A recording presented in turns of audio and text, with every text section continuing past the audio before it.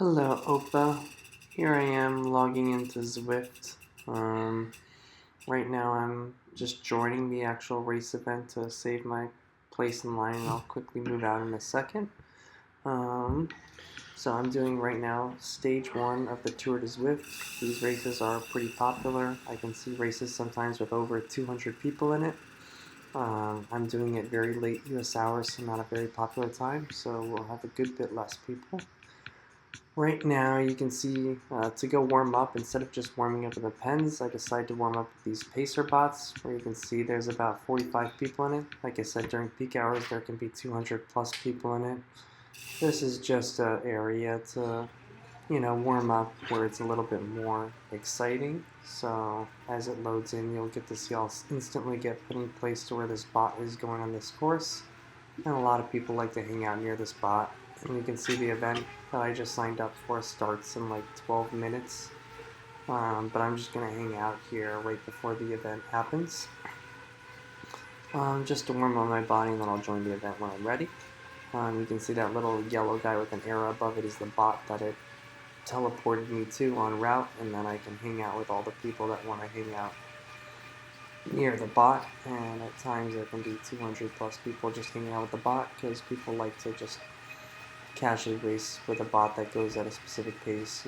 This one's going at 2.2 watts per kilogram the whole time, and you can just kind of chill and hang out. It's a nice spot to warm up, as opposed to being in the pens not seeing anything, and then right when you're ready you can hit join event to do it.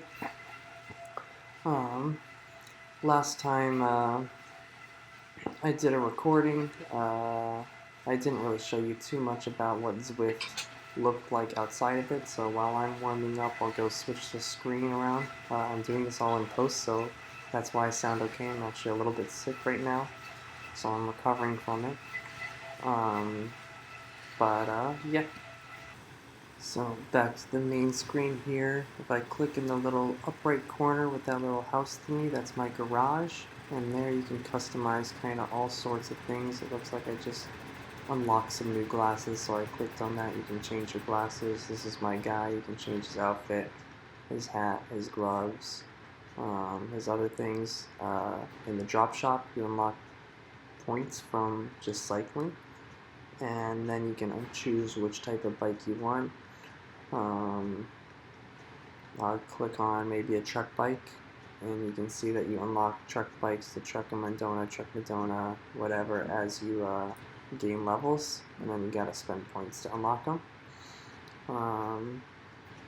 And yeah, so currently the only bikes I have unlocked, the one I'm riding on, is the Canyon Arrowhead. It's a good all-around bike. The bikes do give you slightly better drafting, air resistance, climbing ability, depending on the bike that you choose. So there's slight differences, but not really enough that's gonna like change really the course of a race that you sign up for. You can't really see right here, but races happen on the hour, every hour, for these like events type of thing. As I was saying earlier, the Tour de Zwift, stage 1, this will go on for the whole first week. Every hour on the hour, you can find a time that works for you to race it. And these can be very, very popular. So I've seen races with 200 plus people in it if you go during peak hours. We'll get to my race, which has quite a bit less because I did it very late US times. But yeah, when you sign up for it, you sign up for a race with people of your similar skill level, so that way it's even, and there's lots of racers in all types of skill level. Here's also the routes that you can kind of see going on. So Watopia is like the made-up world, and there's lots of routes in it. Then there's like real-world routes. So these are real-world routes in Richmond, and these are real-world routes in London. So you can race on actual routes, and then it looks like, I'll click on it in a second, but there's like a world schedule where you can see, it'll change what other worlds besides Watopia is available to just ride on if you want to go ride a specific route. And these are real routes that you can do, that professional athletes do, that are, classic enough that they make the list, that they've decided to send people out to record the routes, to get all the elevations right, get all the designs right, and recreate it in the Zwift world. So that's a little bit about what the Zwift platform looks like. Um, there's all sorts of things that you can do in Zwift. You can do like these group workouts, which once again goes hand in hand with the Tour de Zwift. These become very popular too. So it's not a race, but just a ride that you can do together with other people. So you don't have to be racing people to still do these routes.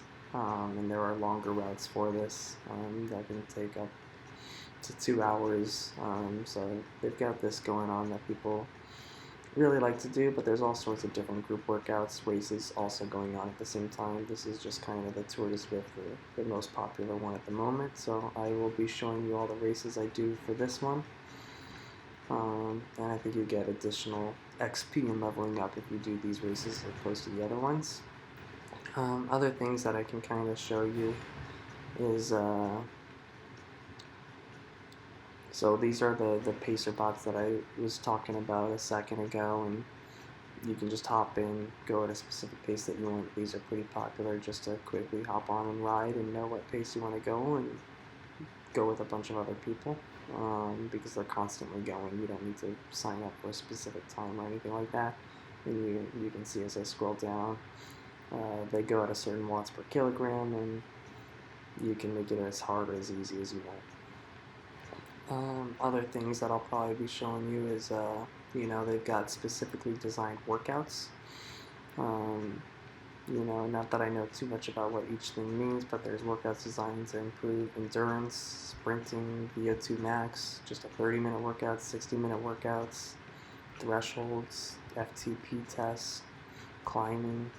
So you can sign up for workouts, or you can even customize and create your own workouts or import workouts from other areas that you may be able to subscribe to.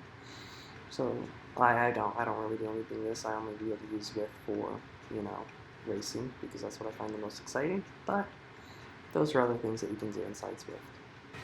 So now I've skipped the warm-up scene. You can see I'm 30 seconds before the race begins. There's about 41 people in this race.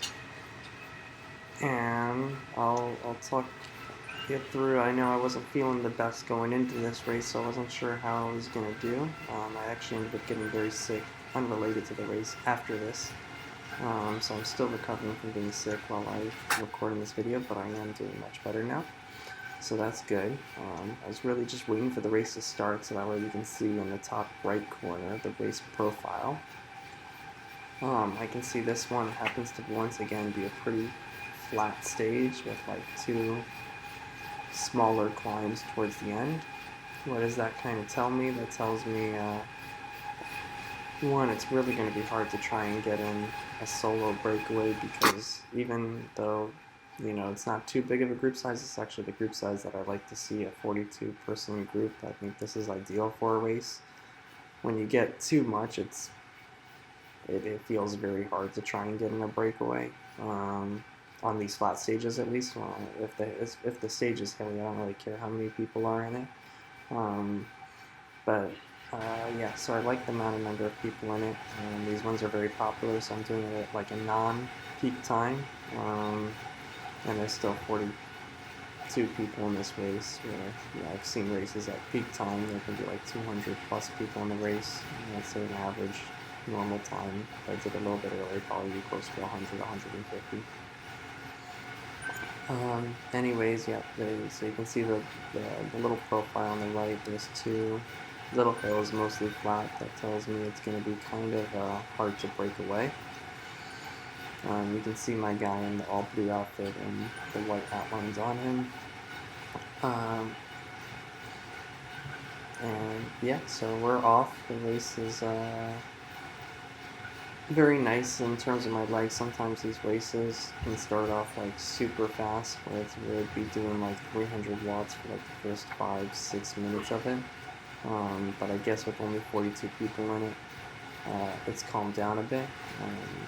I can see it's lagging a little bit in this video recording, but I can assure you when I was racing there was no actual lag going on, so that was nice.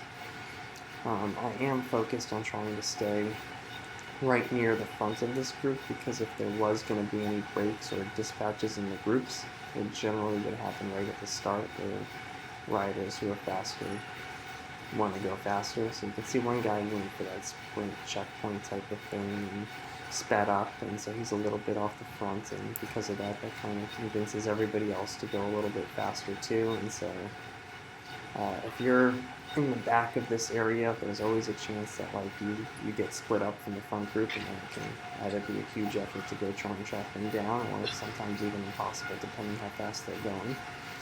I wouldn't say it'd be impossible with only 42 people in, but if there's like 200 plus people in the race, you kind of want to be near the front for the whole beginning of it, because splits can happen.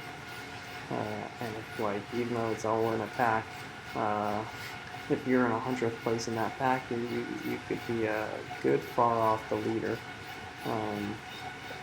Where 42 people is not too bad, but even if you miss the split, you're not too far back to put in the effort to catch it. But either way, I still wanted to be at the front, and I was like, oh, this guy's going, maybe we'll start getting some splits happening, because the pace did pick up a little bit. Also, what you can see in the top left, where my mouse is hovering over it, we got this when we went through that first sprint checkpoint. The sprint checkpoints don't mean anything, there's no actual points for getting it, but these are the power-ups that are in it to make it gamify. So right now there's this truck, and what that means is it increases my drafting assistance when I fire the power-up to make drafting have its benefits be even better. So you want to use it when you're in a pack. And it'll just, allow you to recover a little bit better if you start getting tired while drafting or trying to finish a race strong and get some lots. So there are power-ups, not like the ones that we saw before, that are unique. And so in this race, you have two possible power-ups. It's this drafting one, or what you saw maybe over someone's head earlier a second ago was the feather, and that will make you lighter. And so very useful to use on climbs specifically, because the ways Zwift works and the biking works is you put in your weight, so the game knows your weight based on an honor system, and depending how much watts you're outputting and how much you weigh is how it calculates your speed.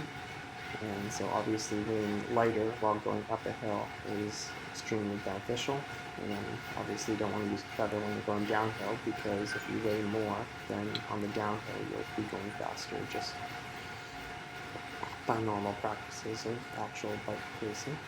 And so that's kind of how the game works. So there are these power-ups, but they make a little bit of a difference. They make it fun, but it's still mainly a workout to get things going.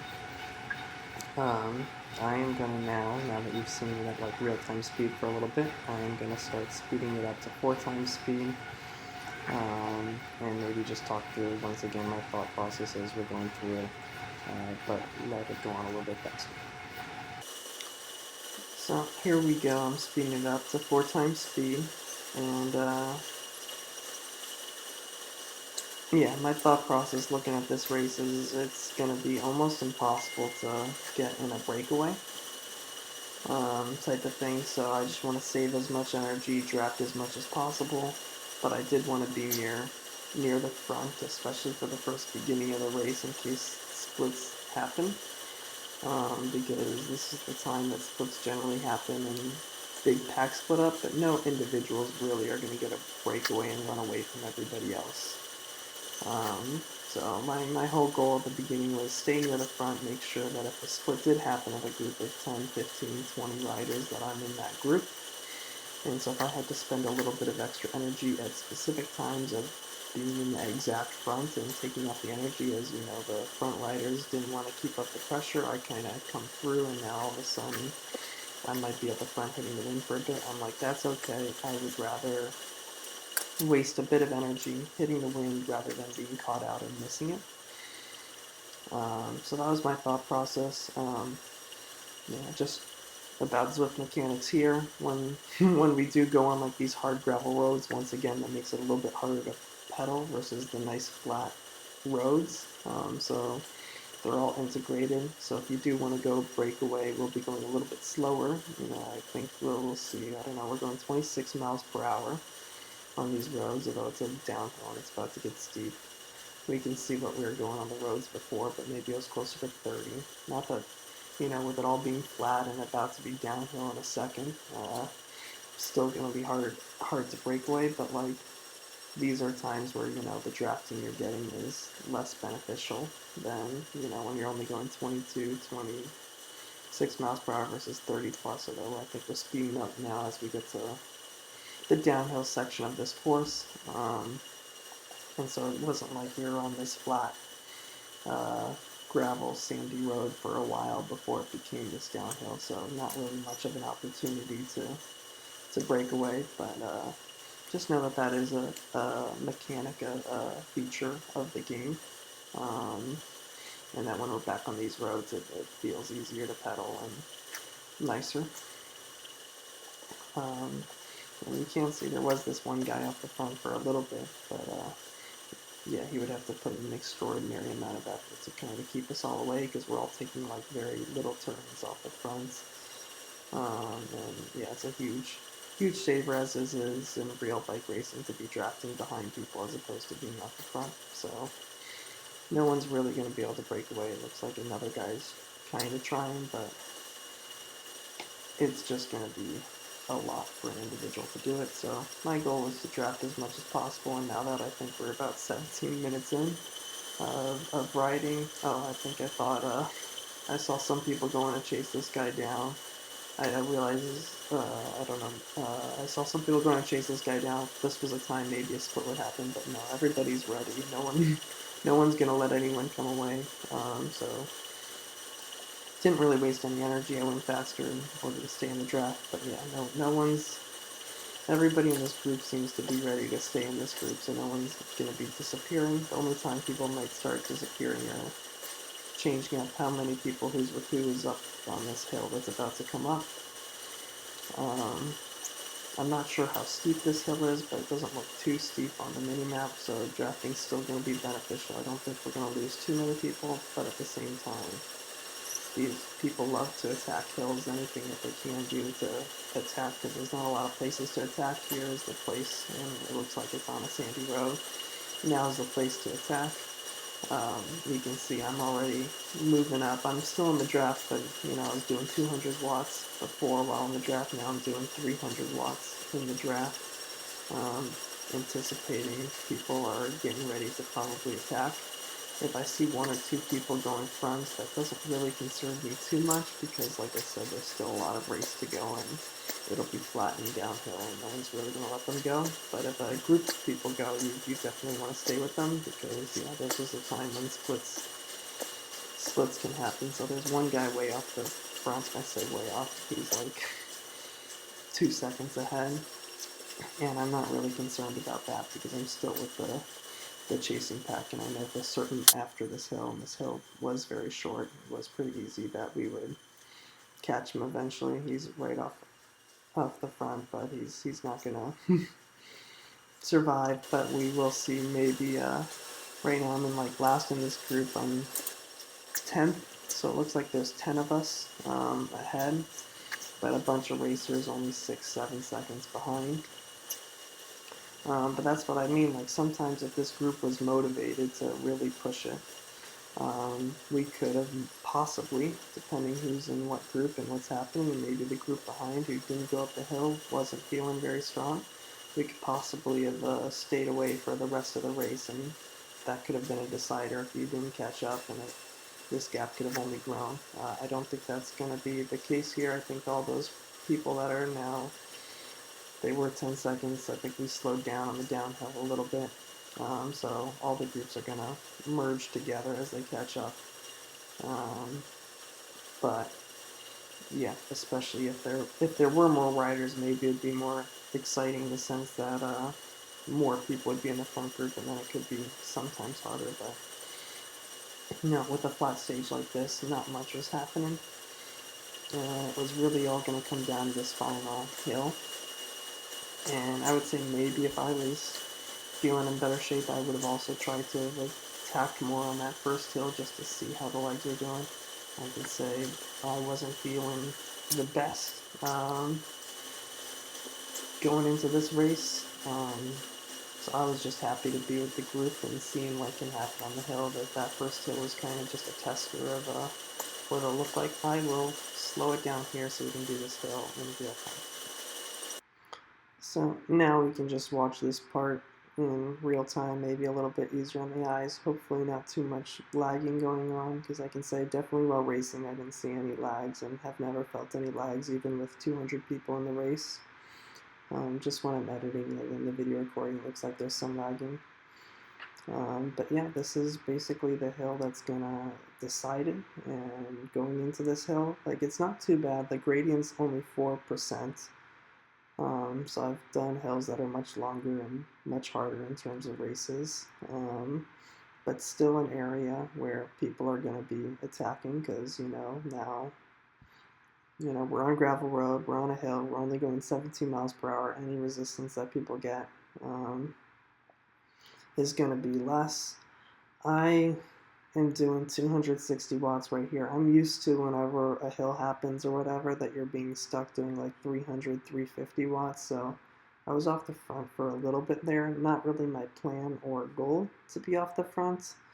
But I just knew people were going to come over me harder, and I didn't want them to go flying past me. So I was keeping it high, and I just happened to be at the front for a little bit. I've got my power up. That's the aero drag thing, so not the feather. So I'm not going to be using the feather to be lighter on the hill. I'm probably going to save this power up to use it for the final sprint finish to try and win. I am thinking in my head, which is probably not the right thing to be thinking, is like, oh man, I feel tired at this point. I feel like it's hard to stay with these people. I wasn't feeling confident for the sprint finish. Obviously I was feeling a little bit tired going into this race, but I knew today was the day that I had time to go do the race, because I've been doing a lot of soccer, a lot of working out. So Tuesday was the day I scheduled out time to do the race, so I was going to do the race no matter what. 6% gradient right here, 5%. Definitely a time to be attacking if people wanted to attack, and it looks like this guy is ready for it. And so I'm just looking to just follow all the attacks and try and be in the lead group when it comes down to the sprint finish type of thing. I think even at this point I was definitely getting tired, so I was out of my saddle riding. Speaking of that, I'm just gonna pause right here just so you can see what it looks like while I'm riding. Not at this moment, because or I was thinking about pausing. I'll show you what it looked like when I'm riding at the end of the video. I'll go add it in. I didn't record myself riding during this race, but I did have Bright did record a 2-second video of me riding in the dyno race, so I'll put that in at the end of this race so you can see what it looks like when I'm riding. Overall, I'm getting over the crest, and I was out of my seat for a lot of this last bit of the upper hill, and pretty happy with how I was doing. Very happy. I was kind of surprised to be in this lead group over here. And we're getting close, 1 mile out from the finish line. I know it's going to start speeding up, and a bunch of riders come through right as we get over this crest, and it speeds up pretty quickly, and I think I get caught a little bit, I don't think off guard, but yeah, I was already tired from that hill, and it's speeding up, and I knew you're going to want to be a little bit close to the front if you want to have a chance for the sprint finish, because all the guys that are speeding up probably have strong legs for the sprint finish. Overall, looking at it right now, I'm still pretty happy where I'm at. There's one guy up ahead, but not too big of a concern as long as someone else decides to chase him down. And there's still a good bit left, so really not worried about him. And I'm still able to be in the draft. So really happy about this placement so far. I see other people started using their boost type of things, so I'm using mine as well. I don't really know how long these last, so I was just assuming that when other people used it was the ideal time. Obviously I was very tired as well, so I didn't mind getting a little bit of assistance too. Looks like we caught the guy that was breaking away. But it looks like, I used it a little bit too soon maybe, because there's still 0.3 miles left before the end of the race, and my thing is over.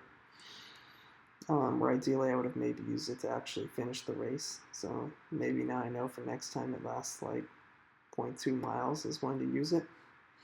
Looks like I got caught out a little bit here. This was like the actual sprint, and everybody started going, and I quickly then used my sprint. So the good news is I was right in the draft the whole sprint. Maybe not as powerful as a sprint as I would have liked, but I gave it everything I had. Passed a couple of people right at the ends. Maybe if I was a little bit quicker on the gun, I could have been fighting for the win. But a 5th place on a day where I wasn't feeling too great was still a very good result, and still happy with it. Enjoyed the race, and that's what it's about.